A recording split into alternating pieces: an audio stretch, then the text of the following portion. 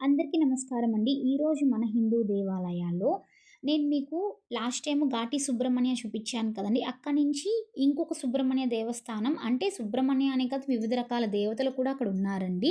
అది కూడా మీకు ఇప్పుడు నేను చూపిస్తా ఉన్నాను. ఆహ్, ఇంకా మనం కథలోకి వెళ్ళిపోతే ఇప్పుడు నేను చూపిస్తుందంతా వీడియో తీశానండి. ఇక్కడ కోటి లింగాలు ప్రతిష్ఠించారండి. భక్తులతోనే ప్రతిష్ఠింపబడ్డాయండి కోటి లింగాలు కూడాను. ఇక్కడ వాళ్ళ వాళ్ళ కోరికలు తీరినందుకు వాళ్ళు ప్రతిష్ఠించినవండి.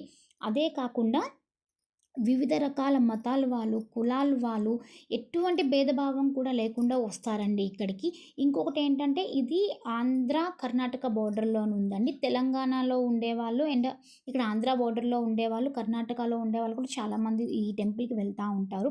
టెంపుల్ పేరొచ్చి విదురాశ్వత అండి దీని పేరు. ఇంకొకటి మీరు తెలుసుకోవాల్సిందేంటంటే ఈ టెంపుల్ ఎక్కువగా రావి చెట్టు కోసము ఉంటుందండి. అండ్ సుబ్రహ్మణ్య కోసం ఉంటుంది. రావి చెట్టు ఉండడం వల్ల ఎందుకు ఈ పేరొచ్చిండింది, ఏంటి అనేది కూడా నేను మీకు వివరంగా చెప్తానండి నేను.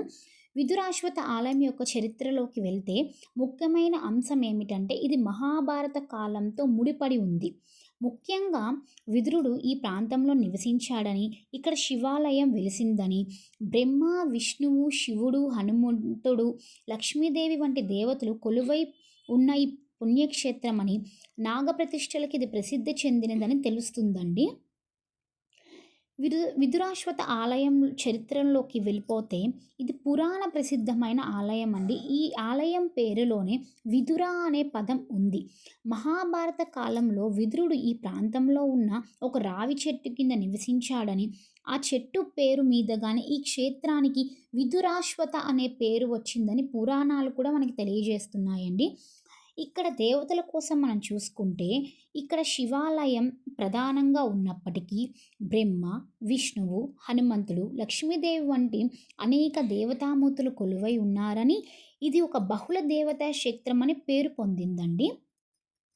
ఇంకొకటొస్తే నేను చెప్పాను కదా మీకు నాగదేవతను ప్రతిష్ఠింపజేస్తారు అనేసని. ఇప్పుడు దాని వివరణలోకి చెప్పబోతున్నాను. విదురాశ్వత ఆలయం ముఖ్యంగా నాగదేవతలకు ప్రసిద్ధి చెందింది. ఇక్కడ నాగ ప్రతిష్టలు చేయడం ద్వారా సంతానం లేని వారికి సంతానం కలుగుతుందని భక్తుల నమ్మకం. దీనికి సంబంధించిన అనేక కథలు ప్రచారంలో కూడా ఉన్నాయి. ఆలయం నిర్మాణం అండ్ ప్రాముఖ్యతలోకి వెళ్తే ద్రావిడ శైలిలో నిర్మాణం జరిగిందని అంచనాలు ఉన్నాయి. కానీ దానికోసం ఇంకా కరెక్ట్‌గా ఎటువంటి రుజువులు లేవండి. ద్రావిడ సంస్కృతిలో ఉందా? లేదా? దాని నిర్మాణం ఉందా? లేదా? అనేసని. కానీ ఆలయానికి సంబంధించి ఖచ్చితమైన నిర్మాణం కాలం కాలంపై స్పష్టమైన వివరాలు లేవు. కానీ ఇది చాలా పురాతనమైన క్షేత్రం.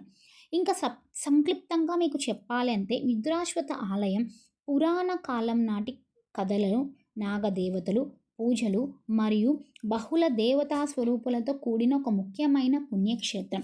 ఇక్కడ గోశాల కూడా ఉందండి. శివాలయం కూడా నేను మీకు చూపిస్తాను.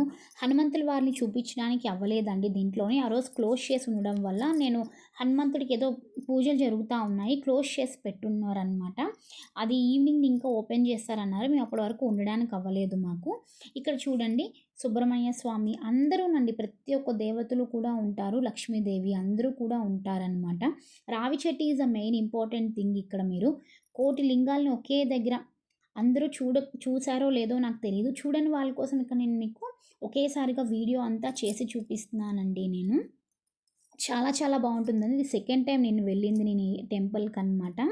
బావుంటుంది టెంపుల్ అంతా కూడాను. ఎవరైనా బోర్డర్‌లో ఉండేవాళ్ళు చూడాలనుకునే వాళ్ళు చూడండి. Thank you.